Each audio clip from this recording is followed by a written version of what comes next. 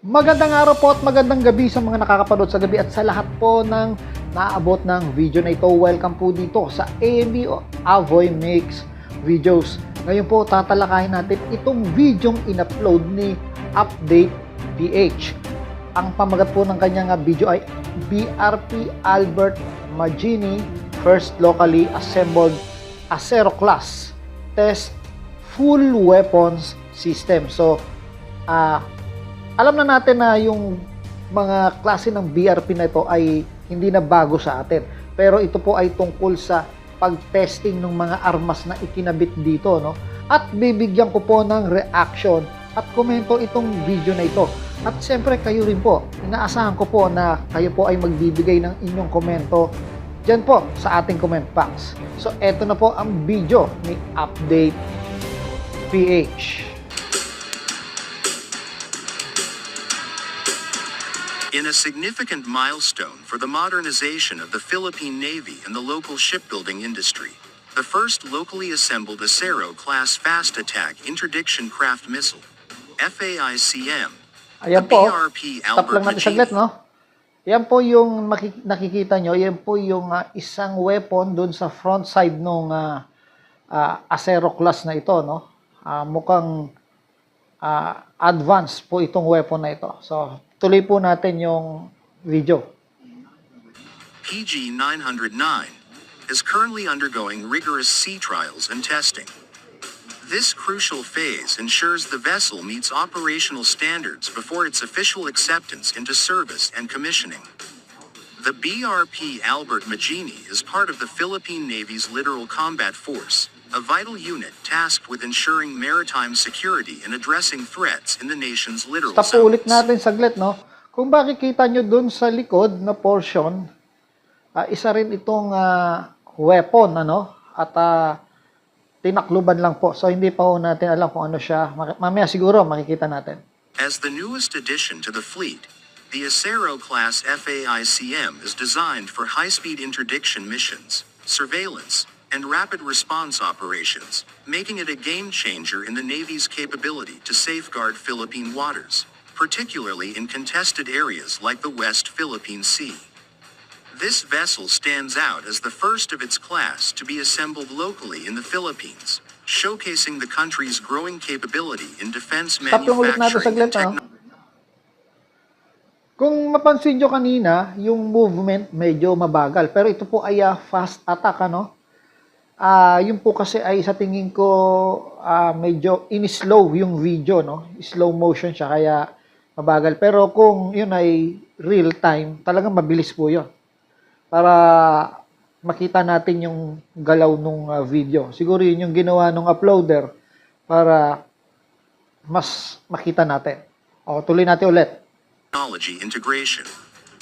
The construction and assembly of PG-909 were completed in partnership with Israel Shipyards, the original designer of the Shaldig MKV-class vessels upon which the Acero class is based. This partnership has not only strengthened the Philippine Navy's capabilities but also transferred essential technical knowledge to local shipbuilders, paving the way for future naval projects to be carried out domestically. The Acero-class fast patrol vessels, now a vital part of the littoral combat force of the Philippine Navy, have been fully armed with advanced weapon systems and undergone significant capability upgrades.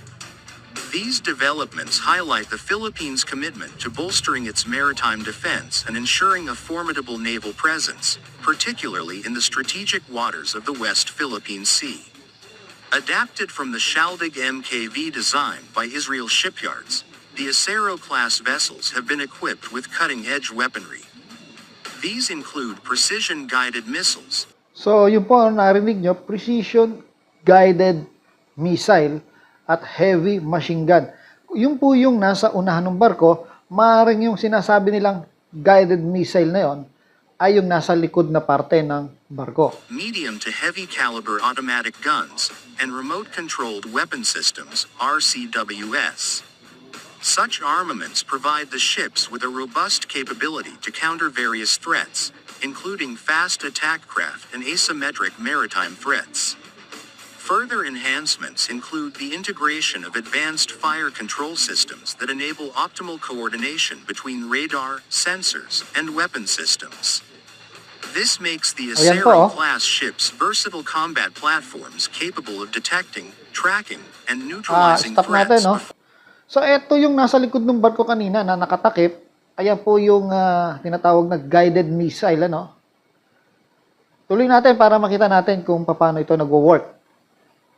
Before they reach critical Philippine assets. In addition to weapons upgrades, the vessels now feature state-of-the-art navigation and communication systems, ensuring operational efficiency in diverse weather conditions and environments. With exceptional speed and maneuverability, these ships can effectively conduct critical missions Ayan such as po. border patrols, territorial sea security, anti-piracy operations, and counter-smuggling efforts. The full arming of the Acero-class ships also underscores the Philippines' ambition to develop a self-reliant and modern naval force.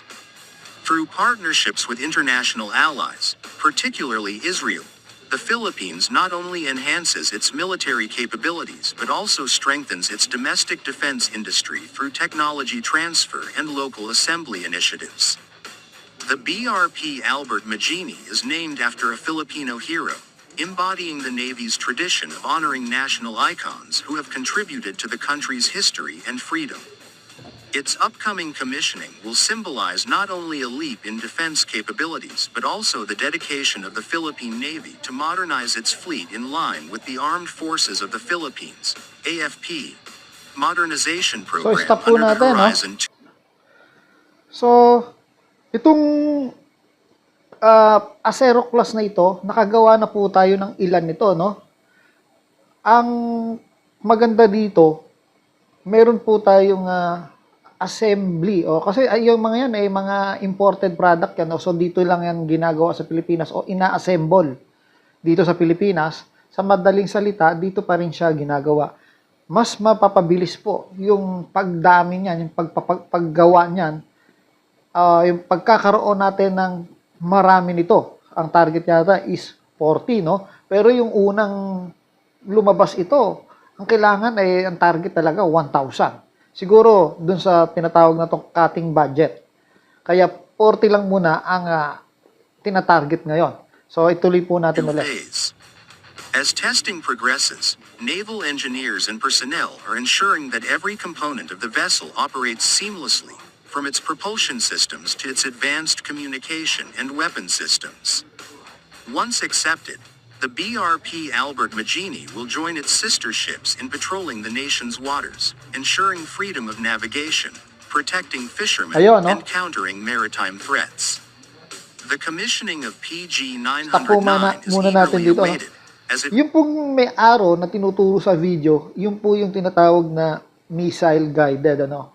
At yung nasa harap, yun nga yung machine gun. So, ganito po katindi itong fast. Bukod doon, mabilis pa siya, no? Fast attack nga siya eh. Kung merong napakarami nito, ay talaga mahihirapan yung kalaban mo. Kasi malikot siya at mabilis. Bukod doon, mukhang advanced itong missile na ito na talagang pag well-trained yung gagamit nito doon sa computer, makikita mo pag sinipat niya ay parang smart missile eh. Tatama siya doon sa kalaban. Tuloy po natin ulit. Represents the culmination of years of effort in the Navy's commitment to building a modern and credible maritime force. This achievement reinforces the Navy's role as a guardian of the Philippines' maritime sovereignty and territorial integrity. Ayan po yung sinasabi ko. Ayan po, for example, kung may target siya, pag nakalock na po yun doon, na ilock na, at nirelease mo yung missile, sigurado po ang tama niya. Imagine, nagkaroon tayo nito ng napakarami, napaka-effective po to, lalo sa mga smuggling na pumapasok, kayang-kaya po nitong habulin yung mga barko ng kalaban, Lalo ngayon, kailangan natin ito dahil meron tayong kapitbahay dyan na nagkaroon lang ng konting lakas, nambubuli na. At ito nga po ay walang iba kundi ang China.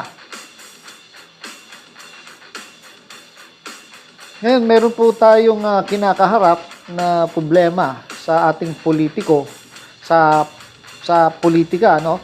Yung palit rivals, ano, yung mga pag-aaway-away nitong mga, hindi ko alam, itong ating mga politiko, dati naman sila magkasama. Itong tinutukoy ko, si Bongbong Marcos, saka sa VP, no, ating Vice President,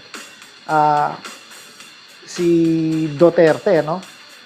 Sara Duterte. Pero may ano ako dito na talagang ginugulo tayo ng China. Gusto kasi ng China na ma-destabilize yung kasalukuyang gobyerno. Dahil maka-Amerika po si Bongbong Marcos. Either humahanap po ang China ng mga kakampi dito. Oposisyon man yan o whether nakapwesto, hahanap ang China ng paraan dahil desperado na po to. Yun na lang ang tanging paraan para umurong yung Pilipinas kung makapasok ang mga Duterte. Hindi ko po natin sinasabi na ayaw natin sa mga Duterte. Naging maganda po ang panunungkulan ng dating si Pangulo natin, si Rodrigo Duterte. Pero ang worry ko dito, yung pagpasok ng China, no? Kasi yung dating Pangulong Rodrigo Duterte ay alam nating kaibigan niya o ayaw niyang makipagbuno dito sa Chinese. Ayaw niya po. So, ang pwedeng gawin nito, i-withdraw o paalisin yung mga Amerikano at susunod ito sa imumungkahi ng Chinese government. Susunod talaga kasi ayaw nga ni Duterte. Yun lang po ang ayaw ko doon sa mangyari. Gusto ko maging tuloy-tuloy yung paglaban ng kasulukuyang gobyerno dito sa China. Gusto ko maturuan ng eleksyon itong China na to. Although magkaroon man ng gera, nandyan na yan Kesa maging sunod-sunuran tayo sa China. Isipin nyo po yan mga kababayan. Kung si Marcos po ang magtutuloy-tuloy, malalabanan po natin ng China sa pamamagitan ng Amerikano o American. Humukuha po tayo ng maraming support, kita nyo naman, sa iba't ibang bansa para labanan ng China. Pero kung ang mga Duterte po ang papasok o kaalyado ng Duterte, siguradong i-withdraw lahat ni Duterte o mga kaalyado nito yung suporta na yan. At makakapasok po itong Chinese. Totoo po yan, sinasabi ko. Mag-isip po tayo maigi. Baka yung pagsisi dito, sisi doon, tayo maglaban, hindi naman tayo magkakalaban, ano? Ako, gusto ko rin yung naging pamumuno ni Duterte noon. Pero ang ayaw ko lang sa kanya, yung hindi niya pagpalag sa mga Chinese. Sinabi niya naman po yan dati. Ayaw niya ng gera. Takot po siya sa gera. Sinabi po yan ni Duterte. Kung gusto nyo, kayo ang gumera dyan. So, itong ating bagong Pangulo, ipinupush niya po na tayo ay ayaw rin natin gera, ayaw niya rin. Pero pinapalakas niya yung depensa as much as possible. At willing po siya. Tumatayo po siya para makipaglaban sa mga mananakop. Yun lang po ang nagustuhan ko kay Bongbong Marcos. Sana suportahan po natin siya sa kanyang panunungkulan laban sa mga Chinese na mapanakop. So, hanggang dito na lang po. Ito po ang Away Mix video. Hanggang sa muli.